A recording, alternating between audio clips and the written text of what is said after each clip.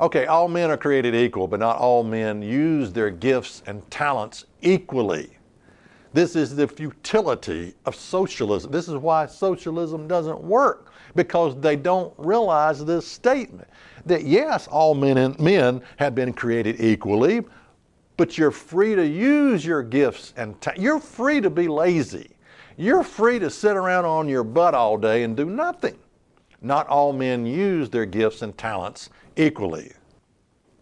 Anyway, imagine, okay, let's go back to this little quote. Imagine, this is socialism. Imagine living in a country where everyone is taken care of. No homeless people, no starving children, no extravagantly rich people, and no seriously poor people. Now let's talk about what the Bible says about helping the poor. Okay, maybe you have a desire to help the poor. Let's take a look at what the Bible says at Leviticus 19 and verse 9.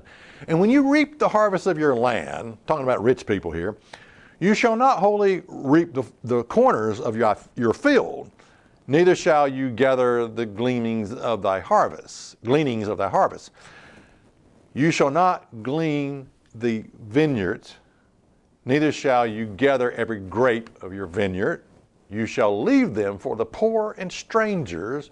I am the Lord your God. So how did the Bible say you help the poor?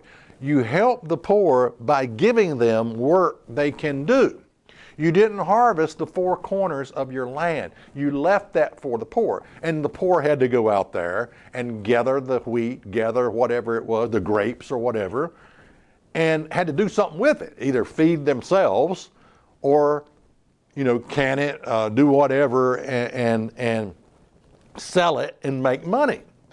So you help the poor by giving them work they can do. This is how you help the poor. It doesn't say you take them to a soup kitchen and say, here now let me open this, let me open your mouth, let me feed it to you, boy. No, there you open it up. It doesn't say that.